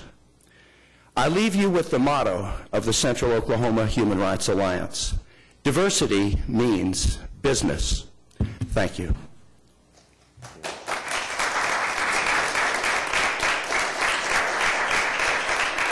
Scott Hamilton. Good morning. My name is Scott Hamilton. I live at 2346 Northwest 11th Street in Oklahoma City. I had the privilege of addressing this body 3 weeks ago, and as of yesterday, decided that I would not speak today. But this morning, I find myself unable to remain silent. 3 weeks ago, when I stood before you, I represented Cimarron Alliance, an organization advocating for and educating about Oklahoma's 365,000 gay men and women. I also indicated at that time that I am a minister of God in an open and affirming United Church of Christ congregation here in Oklahoma City. This morning, though, I represent neither of those groups, but simply myself.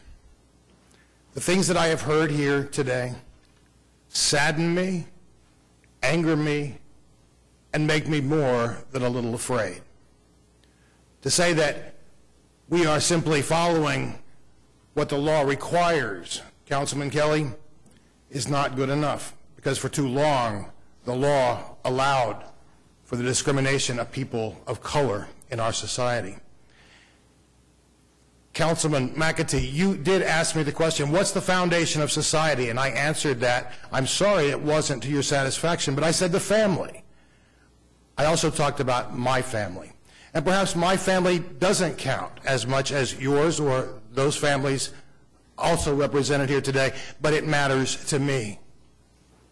And families like me matter to me. I cannot stand here today and listen to the lies that I have heard espoused in the guise of statistics. These are not statistics. And to talk about sexual orientation as behavior is wrong.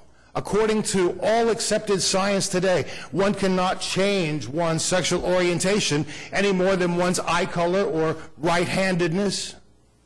And so we're not talking about behavior, we're talking about personhood. And to couch in Christian terms these so-called statistics, I'll call them what they are lies. It's time for us to be truthful. It's time for us to stand up as a city saying we will not tolerate discrimination against any person. Finally, this does not create a protected class. It says that no person can be discriminated against based on sexual orientation. That means every straight person employed by the city of Oklahoma City has the same protection. It's not a protected class. It's simply doing what is right. And I hope that you will all want to be on the right side of history, caring about all persons in this city today and for our future. Thank you.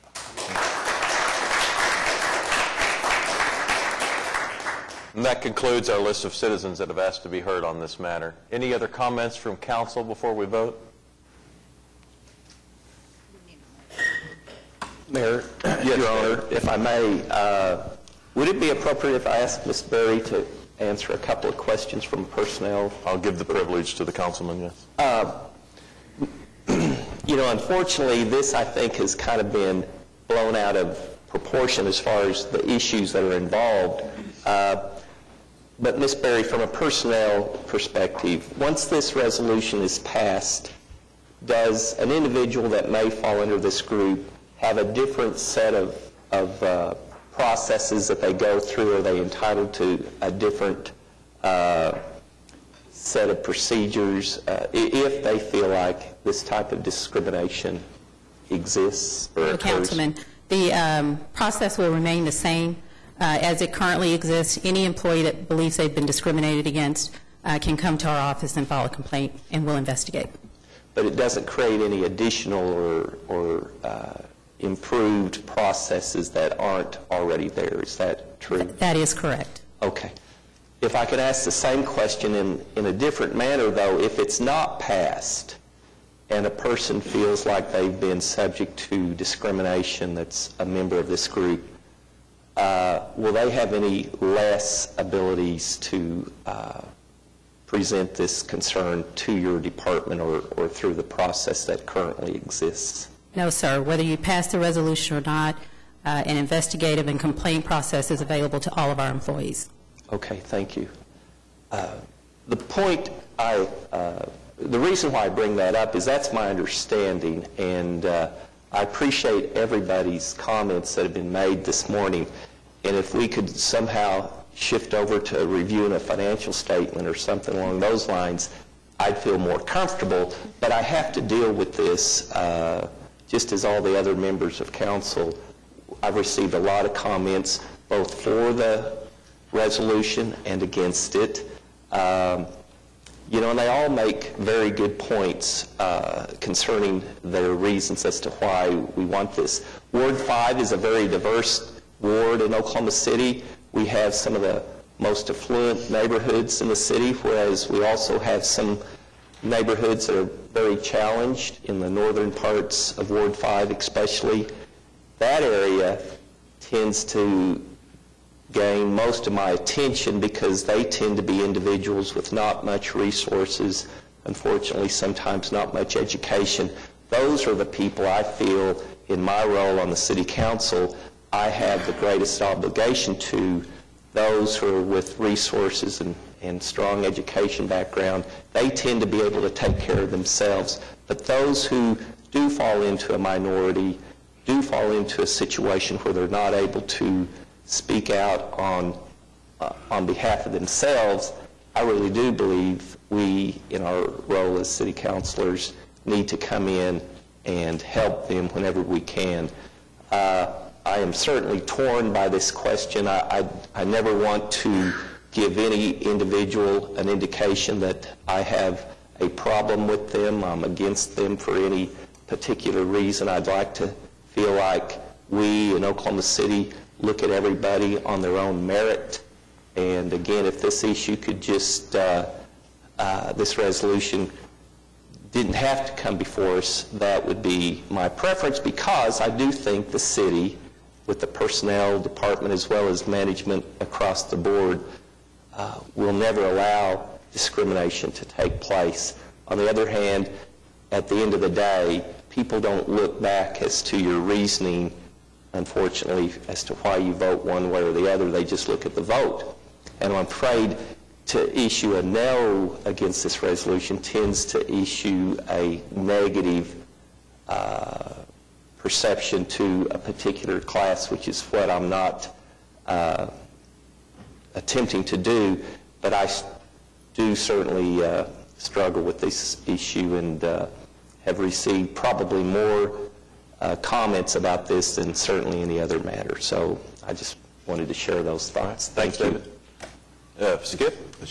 To Ms. Kelly or Ms. Berry, the policy as it stands today, and even addressing the resolution, because there's been some misstatements, and I just want to make sure there's a clear understanding that we're talking about not hiring.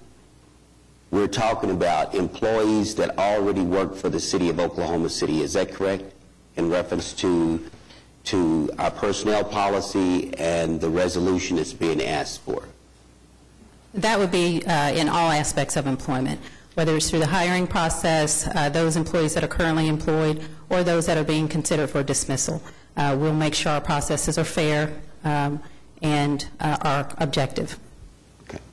Okay. And job-related, I must say. Okay. Gary?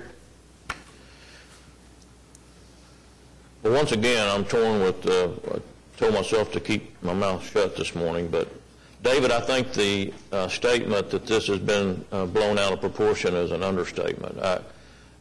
Those of you that know me for any length of time know that I really tend to cut to the chase most of the time. That's just my makeup. That's the way I handled things all my life. And when you start talking about those great big peripheral things out there, I want to know what it is we're actually talking about here and what we're actually doing. This resolution and the way that it gets voted, by the way, I'm supportive of this resolution. The way it gets voted is not a statement from this council of what they condone in the community. It's not a statement of what we're trying to increase or decrease in the community. We don't have that luxury. This council is tasked every Tuesday it comes up here with making sure that the city deals with all of its citizens in a fair and equal manner. We don't not respond. We respond to everybody. We respond to their heart attacks. We respond to their fires. We respond to their car wrecks. We deal with them on an equal basis. We don't have the luxury of saying we're not going to do that because we don't condone their lifestyle. The churches out there, the social settings, the families, all of that, you have the luxury of doing that. This council does not. This council is tasked all the time with making sure that we get fair and equal treatment. As a department head in my previous life, I did have to deal with complaints from people from their sexual orientation at the fire stations. And I dealt with them simply by reinforcing to that work site that we hired those people and we kept those people employed to do the job they were trained to do. And that they should be able to come to work and be treated fairly as long as they did the job the way they were supposed to do it. And that they were handled the same as anybody else in that station, regardless of what color they were or what religion they were or anything else. I would find it, the term was used hypocritical earlier, I would find it hypocritical on my part if I went out and reinforced those people's rights when I was a department head and not understand that they have those rights today.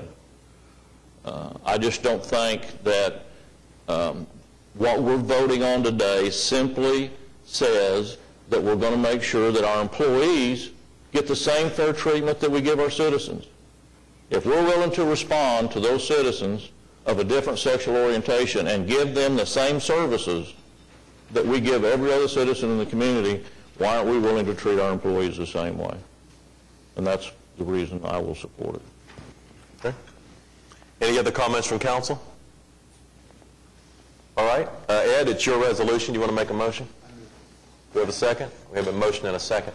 I do want to say before we vote that I suspect many of you came here today just for this issue, and when this issue is concluded, your interest in the rest of the meeting has probably subsided. And for that reason, afterwards, I'm going to give everybody about a minute to leave if you choose to leave after this vote. If you'll do so quickly and quietly and safely, we'd appreciate it. But we do have more business to conduct here this morning. All right, we have a motion and a second. We're voting on item 9A. Please cast your votes. And the item passes by a count of 7-2.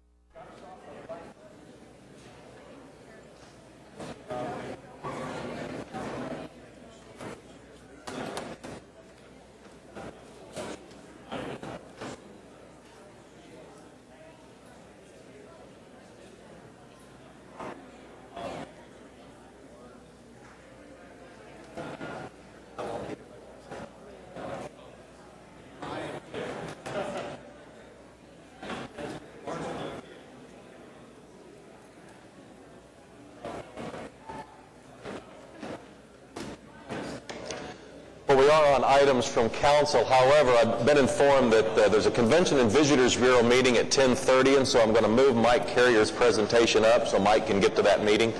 Mike, you want to come forward? This is a presentation under the city manager reports, giving us a first quarter report of the fiscal year. Thank you, Mr. Mayor. It's a pleasure to be here.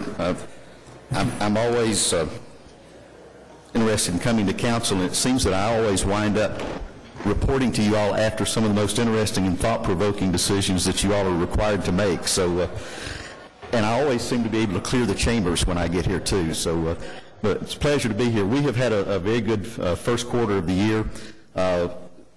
Activity within the city, within our hotels, continues to be very positive. Our bookings for the future continue to go very well. I can tell you, since this report was filed, we have had a number of site visits from regional and national conventions and associations that continue to show great interest in Oklahoma City. We continue to make the short list for a lot of different activities, and we are winning our fair share of those. So we are very pleased with what's happening here. We appreciate your support. I will also, because of the current calendar, make a couple of quick comments about our horse shows. We've had a very good fall equine schedule beginning actually at the end of the summer with the Quarter Horse Youth World Championships, which had a great show and good numbers.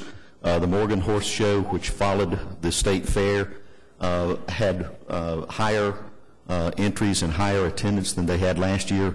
Team Ropers, again, had a great show and a lot of numbers. The Quarter Horse Show, which is going on right now, the World Championship Show, is up 7% from last year, which is wonderful news, not only for us, but for their association. And I want to once again encourage you all. I believe all of you received the invitation to come to the reception tomorrow night. I want to encourage you to come. They are very interested in having you there to be able to thank you and show off a little bit for what we as a city have done for them. So it's a great time to be in Oklahoma City, and I'll be happy to answer any questions you might have. Okay.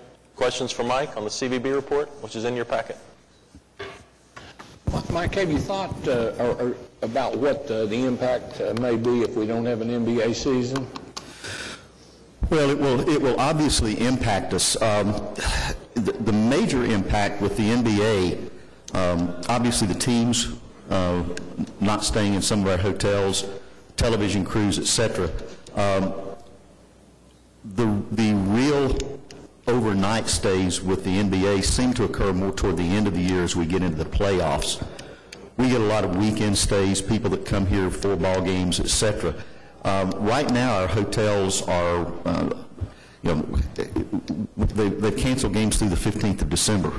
So it's a challenge because we can't go out past that and really book anything in some of those dates. So the hotels are sort of in a limbo until we get more information from the NBA. I can tell you that they are working, we're working very closely with them to try to identify short-term bookings, corporate meetings, sales meetings, things of that nature, local associations or community groups, anything that we can do. We still have strong corporate travel coming into Oklahoma City.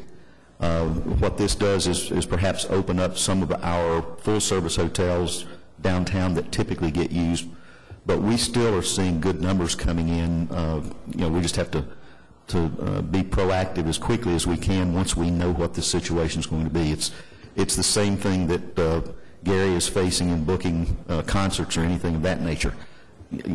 Those things book so far out. Turnaround with short notice is really difficult. So we'll continue to work on it every way that we can. It just seems to me that the next report we get, which will be, even if some miracle happens and they get a contract by the 15th, that'll be a full quarter of missing them. That's October, November, and December. That's a full quarter of no basketball. That'll give us a much better read on. I think it will.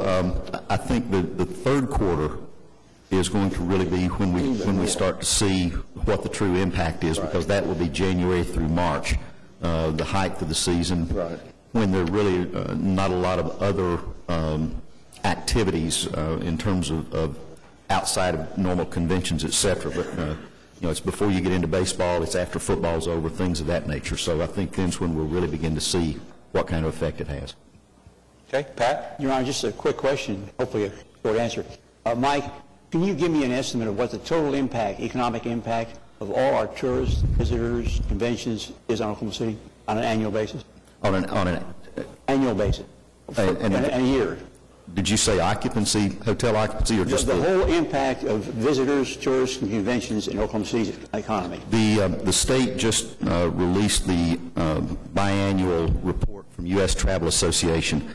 Oklahoma County as a whole is about $2.2 billion in direct spending by visitors. Oklahoma City accounts for about 90% of that. So well over $2 billion. Approaching $2 billion easily, and it's obviously a major impact on our community. And that's the direct spending. The thing that you do that you really cannot quantify is the change in image, the publicity and promotion we get from not only groups that are here, but from a variety of other factors because of our tourism economy. Okay. Thank you, Mike. Yes, sir. Okay. Sure. Any other comments or questions for Mike? All right, Mike, we're giving you 7 minutes to get to the CVB subcommittee. The subcommittee, MAPS 3 subcommittee for the convention center. Yes, sir. That's right. Thank you all again for your support and your help. We appreciate it and look forward to seeing you out at the fairgrounds for the quarter horse reception. Thanks, Mike. All right, items from council. Pat, you want to get us started? All right, Skip? Meg? David? I know no one's probably listening anymore, but last week I was in Washington, D.C. I serve on a AICPA committee that we work with the Internal Revenue Service as well as members of Congress just to kind of see where things are heading from a national tax issue. And I'll try to bring some additional information later, but just wanted to pass along very strong support for the legislation affecting internet sales, but there are some issues that we need to talk about at a later date, so I'll just share that with you when we have more people paying attention. So thank you. All right. Larry?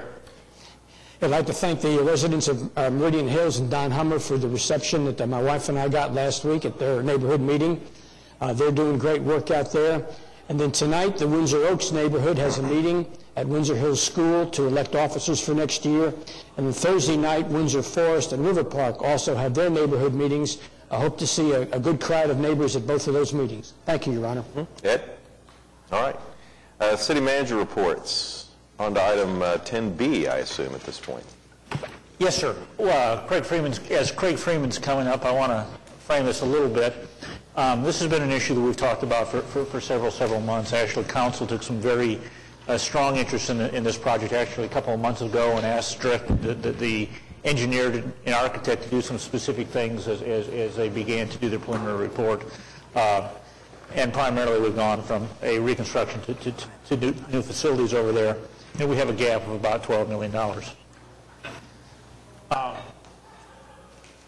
Because of that, we've come up with some options of how to fill that gap. And about a month, well, first of all, last summer we did some briefings for council and laid out 5 options and went over those with council.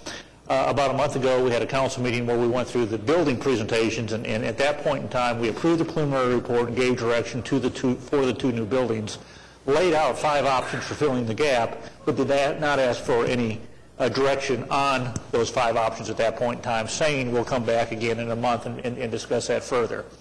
What we are looking for today is, as we go back through those 5 options, is to try to gain consensus as to where we want to go.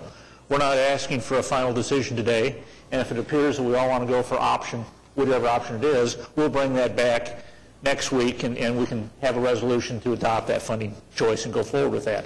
If there is no consensus and it appears that it's options 1 and 2, then we'll bring back next week or in a few weeks options 1 and 2, and you can vote on it, which ones and whatever whatever you choose to do will go forward. Or if there's no consensus at all, we'll just post all 5 of them. We can come back and vote on them at some point and decide which way we want to go. But the ultimate decision on this is obviously with the council, and we think we have 5 options that are viable. And I do want to say that Councilman Mars, before he left, did share with me and asked me to share with council that he prefers either option 1 or 3 as we go forward. And so that's just his early input. And with that, I'll turn it back over to Craig, and he can go over the 5 options. Thank you. As Jim said, we've gone through this, I know, and we'll just try to go through it quickly, just as a quick review of the options that we have or that we've recommended.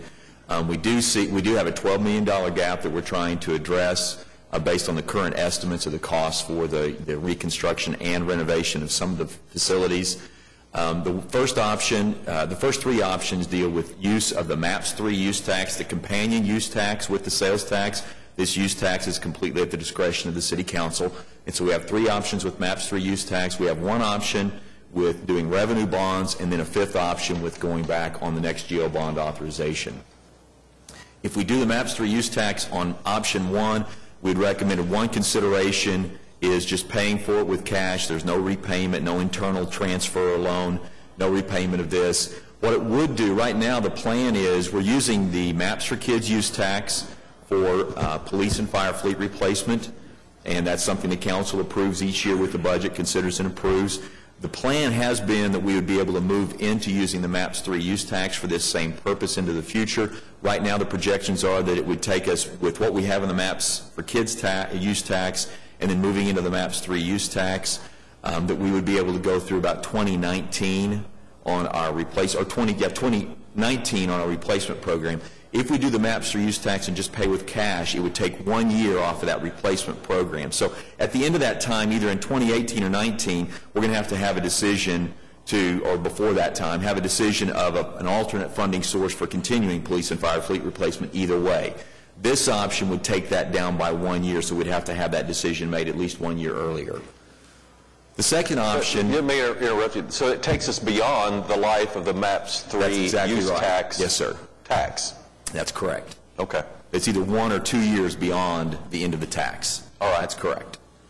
The MAPS 3 use tax in option 2, we were talking about doing an internal transfer, basically where we would use those funds temporarily and then repay the MAPS 3 use tax with the current level of court fees. Now, a lot of things can change in this, but based on what we're seeing with current activity, we believe we'd be able to set up a 21-year payback plan. It'd be about $600,000 per year that would be paid back. In total, about $2.6 million in interest that would be paid on that. And we would just use basically try to base it on the types of investments that are made on our funds and what these funds would return so that the fund didn't harm. But the intent is to try to hold the fund harmless at the end of the process. Then we would be able to put an interest rate on that. It would be about $2.6 million. The advantage is we're paying the interest to ourselves. So that would still be held in a fund that would be available for the council's discretion to use on capital projects. So that's option 2, is a 21-year payback. There's no change in the current court fees. Option 3, and we'll talk about this at the end of the options. We'll go back through the issues with the fines and the court fees. But option 3, if we had an increase in a portion of the court fees that would generate about an additional $500,000 in revenue, this would allow us to do the same thing we're doing in option 1, except that the payback time would be quick enough that it wouldn't take any time off of the police and fire fleet replacement program. We would still be able to continue that through 2019. It would only result in about $1 million in interest. So basically what this does is allow us to pay this back more quickly so that the fund is made whole and we're back on course for the replacement program for the fleet for public safety. Option number 4 was to issue revenue bonds. This is an alternative that we use in other situations, and it'd be something we would do through one of the public trusts, probably through the Public Property Authority. We've estimated right now we would have to, either way, however we would structure this, that we would still have to increase the fees just like we would have to on option number 3. The court fees would still need to be increased. We could do about a 15-year repayment plan. We'd have about $3.2 million in interest costs because it would be at a higher interest rate. The risk that we have with this is it brings in an outside entity, basically the bondholders in this case. If we had some situation where the court fees didn't perform as expected, if we're dealing with an internal loan and discretionary funds of the council, the city council can make a decision not to repay those funds or to extend the repayment plan. If we're in a bond, we're locked into a committed in to come up with another source of revenue to pay for that if the court fees don't generate enough. And so it just takes away some of the flexibility, and it does have a higher interest cost, as well as the fact that we're paying the interest cost outside of the city rather than within one of the city funds. Option 5 was considered as bringing back at the next bond authorization, which right now we're projecting will be about 2019, is that the next GO bond authorization to add this on. Now, what this would do, the difficulty here is it delays the projects. It either delays both projects and we wait until we have all of the funds available to do both projects, or we could phase it and do one of the projects through the headquarters of the courts facility and postpone the other project. Either way, that's going to increase our costs. The building costs will be more expensive later on, and we have current issues with both police headquarters and the court facility that need to be addressed with some of the issues that are listed here with the electrical system, plumbing, HVAC, that would have to be addressed. So we would have to invest some funds. If we wait until the next bond authorization, we would have to invest funds now to try to get those buildings to where they can continue to last for another several years. And so that's basically the 5 options that we had there. The one issue we had on the court fees basically are set where they can be used to help operate the court and maintain and provide for the court facilities. And currently in our situation now, we either need to take some of the court fees and help maintain the facility, the court facility, or we could take those and help repay an internal loan, or if we did the revenue bonds as well. And so that's an option that we had with the court fees. The speeding 1 to 10 violations, the citations on speeding 1 to 10 have a lower court fee than other violations, and it hasn't been changed since 2003. The last time they were changed, the state reporting requirements and the administrative requirements associated with those types of violations was less than what it is now. Now it's basically changed to where speeding 1 to 10 has the same reporting requirements and administrative requirements as all other violations. And so there's justification because of the effort that goes into processing those, as well as the fact that we have significant court facility needs. So there's a cost need on the other side of that as well. And so that's why the consideration was made on the speeding 1 to 10 to recommend bringing that up to the same level as what we have for the other moving violations, the same court fee level. Currently it's at $77. I think we've got that on the next slide. Currently the speeding 1 to 10 is at $77. All other moving violations have a court fee of $88. So this would add $11 to the speeding 1 to 10, and it's estimated it would generate approximately $500,000 a year in additional revenue that would be able to be used to help pay for the court facility. At the bottom of the slide there on the note, it shows that the total fine right now with the current court fees for the speeding 1 to 10 is $161, and that would change to $172. We did provide in the report some information from courts that did a comparison with other municipalities and their current total fine costs, which would include fines as well as court fees. We just have a few slides that we put on here. The speeding 1 to 10 right now, you can see that it really wouldn't change where we compare to other cities as far as the alignment.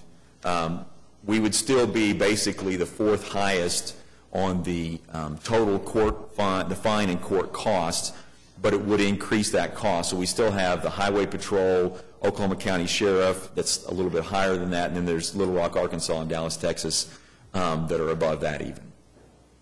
And then on the current, and this one isn't proposed to change, but just another comparison, we're about at the same level on the speeding from 11 to 20 as we would be on the speeding 1 to 10. And then there was one more that we had in here on total fine costs for court costs and fines for no state driver's license.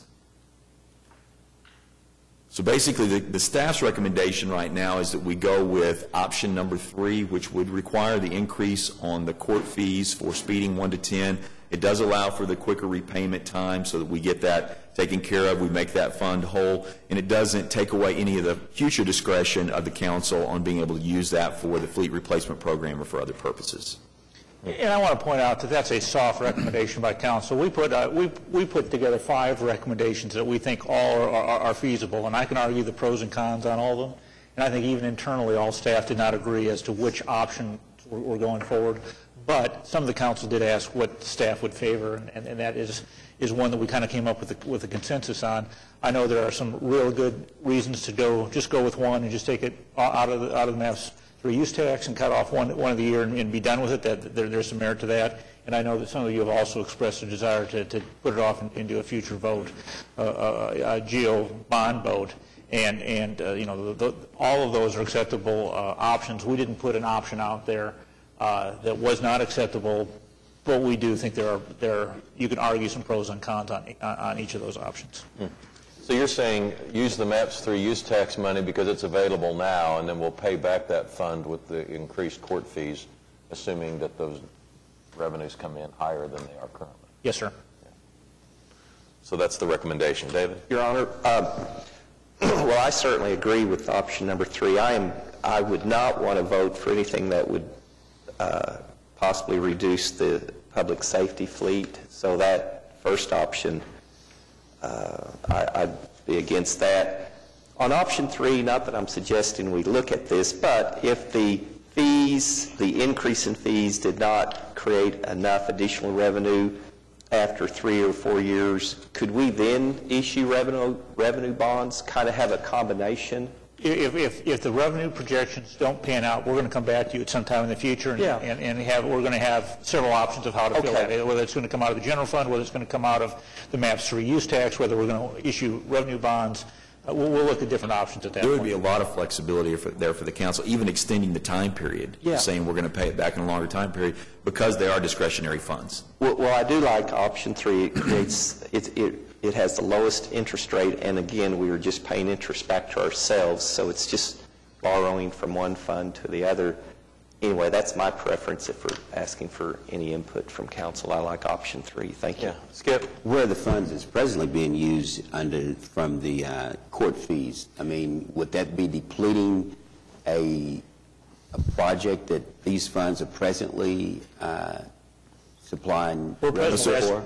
Go ahead, I'm sorry. We're presently escrowing those additional funds for capital improvements within the prescribes of the law. Okay.